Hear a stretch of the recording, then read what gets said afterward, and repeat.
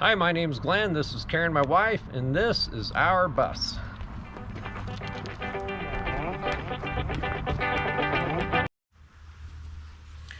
Hello, Glenn Denman here, working on the bus again, and it's nighttime, and so I'm just tinkering around with it kind of at this point. I've finished the ceiling here. I've gotten the wood all the way down to the end, if you can see that. And I was able to pull this down. There was only a couple of rivets holding the edge of it up. So I was able to pull this down quite a ways and get my arm back in there and stuff about a 19-inch wide swath of fiberglass all the way down through there. And there's about a half-inch gap, or maybe about a 1-inch gap between the fiberglass here and the steel framework up above, because it kind of changes here at the front. So that gives a good place for lots of insulation. So now I'm very well insulated all the way from the entire ceiling, of course, all the way to the front and into the destination sign box. So what I'm doing in this video today is I'm just doing some miscellaneous things. Besides that, I'm working on this door, this wheelchair door. So this wheelchair door, I've went ahead and pulled off the face of it. And I like to have the door here just for the sake of being able to get large items in and out. I can put a full-size refrigerator through here, or a full-size couch or cabinets, whatever I'm going to do can go through this door. The way I have it now, I just have it so I just pull up on this latch here and it opens, so it slides open and everything. But what I'm doing is I want to have it to where what I plan on eventually doing is have it to where I can open it just every once in a while, just for moving furniture in and out, not for any kind of a daily use. So I don't really care, if it takes a little bit of work to open it. So basically what I'm doing is I'm going to cover the window, because this doesn't really lend itself to the interior of what I'm doing here. I'm going to have these two windows up front here. This window I just don't need. So I'm going to cover the whole thing, insulate the glass like I did elsewhere, put more insulation even on the door itself like I did in other places. And so that's going to be my project. But the door used to have these air rams that mounted right on these steel brackets here, and one here, one up above. And so these air rams the air ram would shoot over into this bracket here, and it would push the door shut and at the same time pull the door shut, so that the gasket would make a seal. But the way it is now, it's loose, and of course I've taken the air rams out and I don't plan on using those things. So but I want to have a good seal on the door. So what I've done is I've made some things here, some steel brackets here, actually I made this out of the steel that came from my old skid plate that's at the front of the bus under the door. There's a skid plate there, and it had the bracket where the bottom hinge of the main entry door would mount. That's what these 3 slotted holes are. So I've cut that thing up. It already had this curve in it, and this was already, this size here, of course. And it just so happens that 2 of these holes line right up with the bracket here where the old air ram used to be. So I'm going to bolt this on here, and then I've welded this nut onto it here. See if you can see that. I welded this nut onto it, and with the hole that goes all the way through, just so I have lots of threaded distance. And I'm gonna bolt this up here, and I've made a concoction here to where it'll pull this door shut. And I'll go ahead and finish the video on that and show pretty much what I built. Now this here with this door is really kind of a specific thing that only MCI owners are going to experience, the way this actual door works.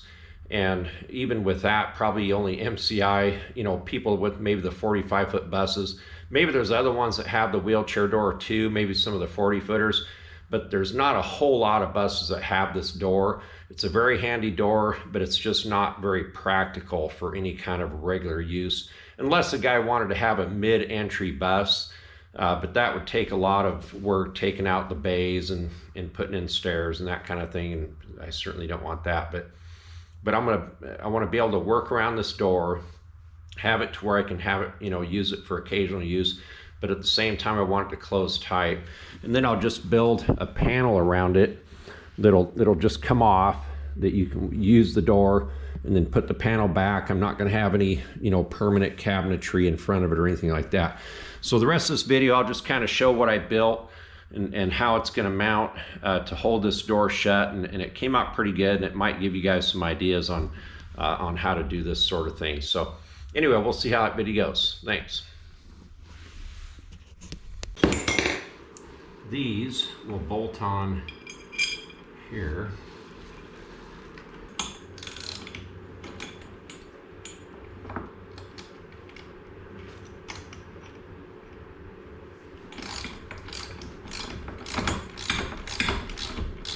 Using a nylock nut, so it doesn't really need a lock washer. It's not like this thing's going to vibrate loose while I'm driving down the road.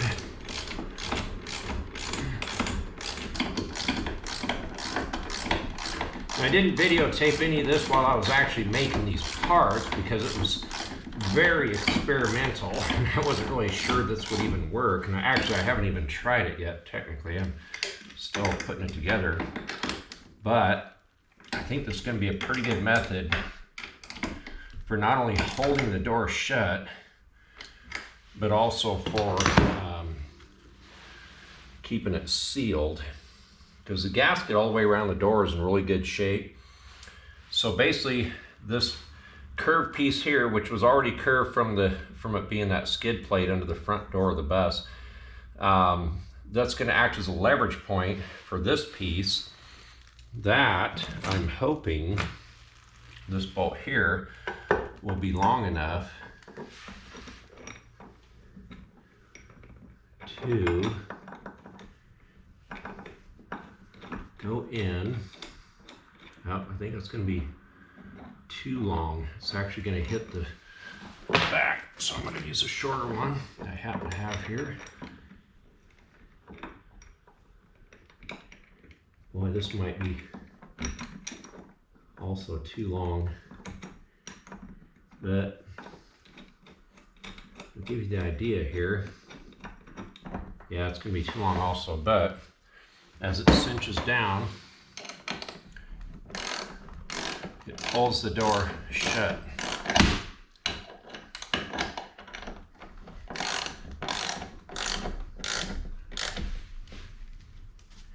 See, now it's nice and tight. But the idea here is when I tighten this down, it leverages this way up against this bracket, pulls the door shut, which it has done.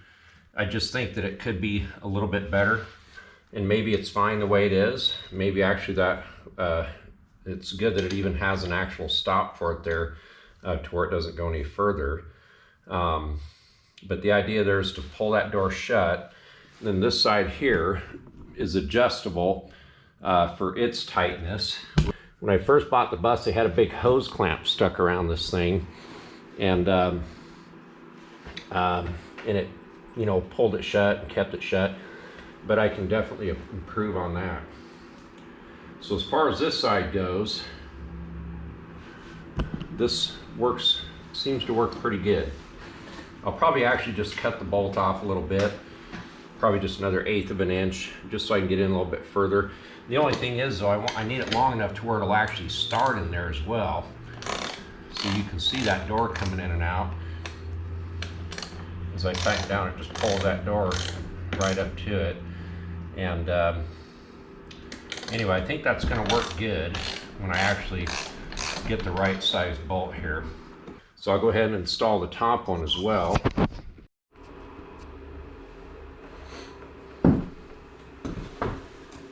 So I'll get this top one bolted on. This is the one that already had these 3 elongated holes that the bottom bracket of or bottom hinge of the main entry door would have bolted to back when it was a skid plate / hinge plate. Anyway, so I'll bolt these on.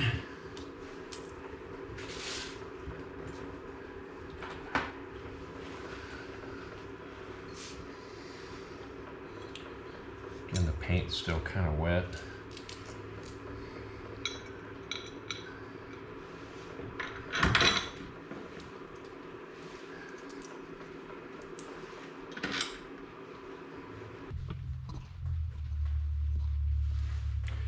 And again, this whole thing here is really kind of exclusive to MCI, probably later model buses like this is, but so it's probably not going to be a lot of helpful information for most bus converters, but it came out pretty good, and I think it's going to work well.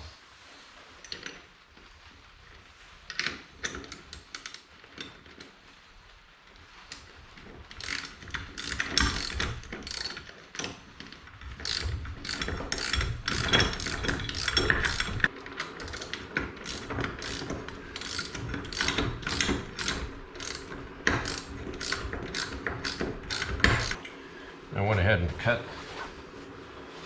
the bolt off here. It's going to go in here.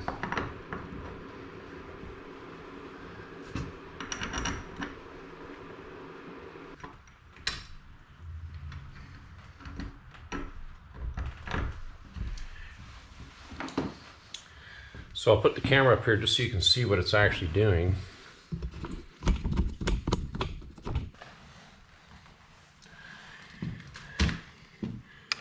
The idea here is it's leveraging that door. As you can see, it's pulling that door shut as I tighten it.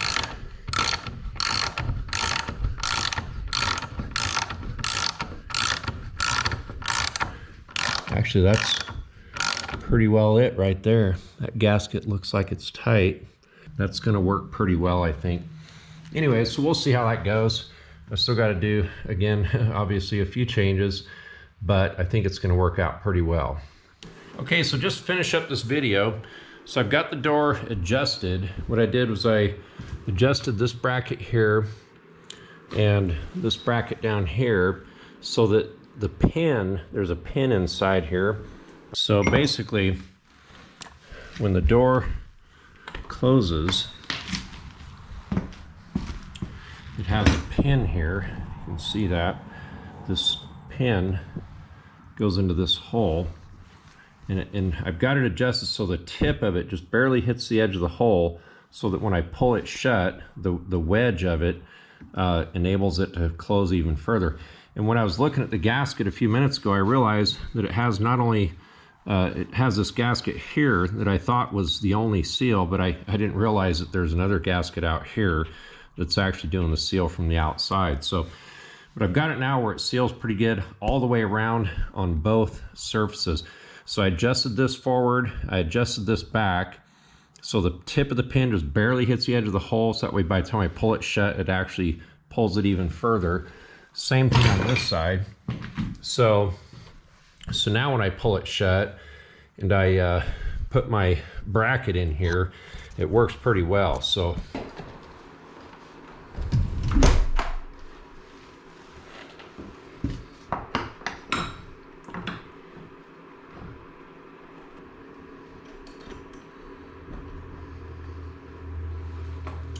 when I go ahead and tighten the bottom one in, it pulls it very nicely shut completely, at least at the bottom portion of the door.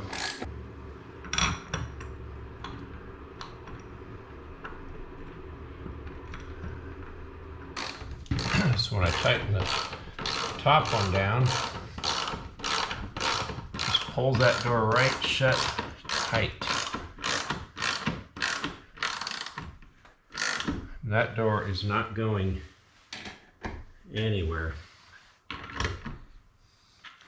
So let's pull it nice and snug there, and then with the adjustments I made over here, then with the adjustments I made on this side, this door is closed nice and tight all the way around, so it works very well. I'm quite pleased with it. So in the meantime, I'll take all this stuff off, work on the door, do what I need to do to cover it up. I'll put a panel over it, insulate the window and all that, and insulate the bottom again with some more of that 1/2 inch foam or iso board. And I'll probably blow some holes through here and put some spray foam inside there, spray foam all that, shave it off, because I don't need that lock or latch from the outside. The way I've got it bolted in here, I don't even need that lock for that matter, but I'll keep that on there. But this door will be functional, at least for the temporary purposes that I would have it for. I hope you guys enjoyed the video. It's kind of a different video from what I've been doing.